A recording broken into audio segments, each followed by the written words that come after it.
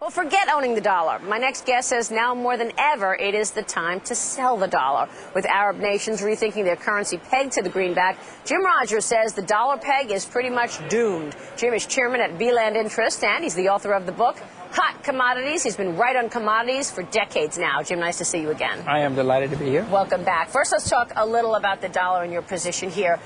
You think it's going to go even lower from where it is currently? Well, I know it's going to go lower. Now, there may be a rally coming because right now there's so many bears on the dollar, including me, that usually leads to a rally. But I plan to sell that rally. No, the dollar's in serious trouble. Why? Well, mainly because we have a horrible balance of trade surplus, and we're the largest debtor nation in the world, and we've got a central bank. You know, we've got a man running the central bank who wants to drive the dollar down, is driving the dollar down. He's printing money as fast as he can to save his friends on Wall Street. You've got to get out of the dollar, Maria. It's not going to be a good place to be. The last time we were together, I think you said, Ben Bernanke is a fool. I mean, come on, Jim. You really feel that way? You say, look, he's going to try to help his friends on Wall Street. What's wrong? What does he not know that he needs to know? He doesn't understand about markets. He doesn't understand about inflation. He doesn't understand about currency. And last week, Maria, he testified before Congress. I was terrified. Now we know he doesn't understand about economics. He was sitting there saying, if Americans only buy American products, it doesn't matter if the dollar goes down. The man doesn't even understand economics, and he's running one of the most important central banks in the world. If you buy only American tires and the price of foreign tires go up, American tires are going to go higher in price too, plus the price of rubber is going to go up. The man doesn't even understand economics, and that is terrifying, at least to me. That's amazing. So you don't think he's handled this most recent tight credit environment well? I mean, how would you rate his performance in the last 3 months? What tight credit environment? No, it's been crazy. He cut interest rates by 0.5% in August, sent a flag to the rest of the world. We don't care about the dollar. We want the dollar to go down. We don't care about inflation. Well, they always give you that lame, the dollars are in the best interest of this country, and then they don't do anything about it. I know. All of that. Treasuries as well. I know. Poor Hank Paulson, you know, I would be embarrassed. I feel sorry for him. He's going around the world saying, we favor a strong dollar, and then at the same time, he's going to China and say, please drive the dollar down. He's going to Japan saying, please drive the dollar down. And then he stands on CNBC and says, we're in favor of a strong... I mean, the man, reasonably well educated, had a good career, and now he's making a fool of himself all over the world. So Ben Bernanke's a fool, Hank Paulson's making a fool of himself. Is there anyone that you have confidence in for economic policy in the U.S.? Head of the European Central Bank is doing a whole lot better job than ours. Let me ask you about Europe right now. It brings me to a good point. Have you seen any upset to the global growth story as a result of the U.S. slowdown? Because that's really been the great part of the economic story overall, the global story. Well, I've just come from China and Singapore, where we've just moved. Yes, you're starting to see house prices and real estate prices in Asia even starting to slow down because people see what's happening in America, and they're terrified of the financial system. So, yes, it's starting to have effects on other countries. And do you think that is going to be sort of the straw that breaks the camel's back in the U.S.? Are we going to go into a recession? What about the recession? We're in recession right now. The government says we're not, but they always lie. You know that.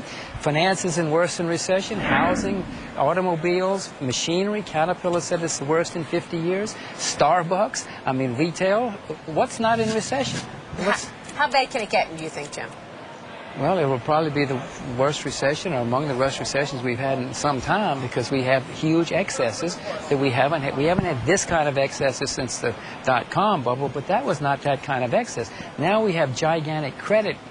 Had a gigantic credit bubble, and that's going to affect a lot more people than a dot-com bubble. So what about that, the credit environment, and in particular the financials? Every day we're getting more write-downs. We're getting, these stocks continue to trade down. I know you're short a lot of financials, right? I'm short Citibank, I'm short Fannie Mae, I'm short investment banks, I'm short the home builders.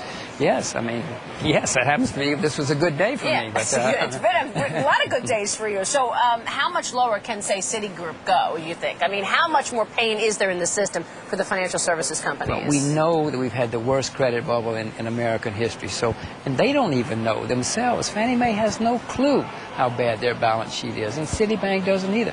I don't know how low they're going to go, but I'm not covering yet. But how how is it possible that the people in charge don't know what's on the balance sheet and they don't really know what they're holding? Most of these guys didn't have a clue what was going on down there. There were a lot of people making a huge amount of money, taking big salaries, because they were putting together these structured deals.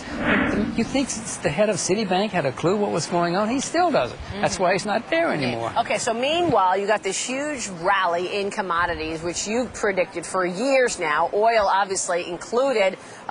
Is there any end to what you're seeing there? I mean, are we looking at any change in the demand-supply picture when it comes to oil first? Then we go into other commodities. Maria, nobody has discovered a gigantic oil field in over 40 years. No, until somebody discovers a lot of oil. OPEC had a big meeting this week. If they had a lot more oil to produce, they would be producing it. They don't have it. Why would they be know producing it, and I know though, Jim? I mean, let's face it. All these the OPEC members, they're making a huge amount of money on the price of oil. Why are they going to put more money? Were they going to more oil on the market if, in fact, it's going to cut into their profits? Because they're smart enough to know that ultimately, long term, and they got to be in it for the long term, it's going to bring out alternate sources of energy. And if they don't do something, it'll send the economies in the tank, and it'll bring out a lot of windmills and a lot of solar power.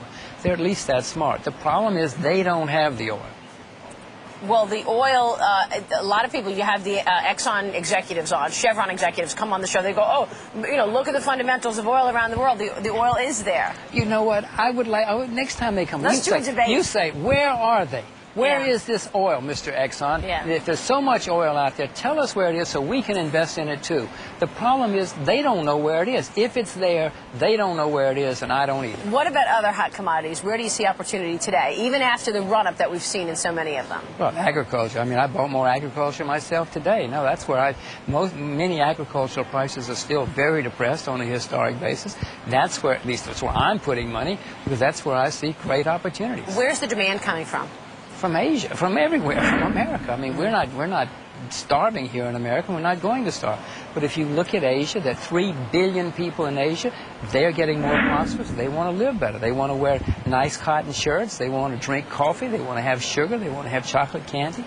They're trying to live like we do. You picked up and left the U.S. You moved your family to Singapore. Tell us about it. What are you seeing there in terms of growth, in terms of everyday life? How do you like it? Oh, we love it. Our little girl's in a school where they only speak Chinese, and she loves it, which much to our surprise. No, Singapore's got the best education, the best health care. It's a wonderful place to live. We like it there a lot. And in terms of the growth story in Asia, I mean, people say at some point we have to see some of that growth come in. You said real estate, you're seeing prices come down. But, I mean, how much slower can it really get? You're talking about an economy growing, what, 12% or so? Well, yes, but the Chinese government is doing its best to cut back. They've raised interest rates 5 or 6 times this year. They've raised reserve requirements 8 or 9 times. They're trying to cool things off, and they've got to cool things off. I hope they do. I hope they pop the stock market potential bubble. No, they're going to slow things down. But, Maria, if they only grow 3% instead of 12%, that's wonderful. 3% better than here. The final question, your single best investment right now, where's the biggest opportunity Jim Rogers is looking at? To buy the renminbi or the Japanese yen or the Swiss franc. All right, we'll leave it there. Jim, nice to see you as always. Or commodities, agriculture. Still on commodities and agriculture, as you said. Jim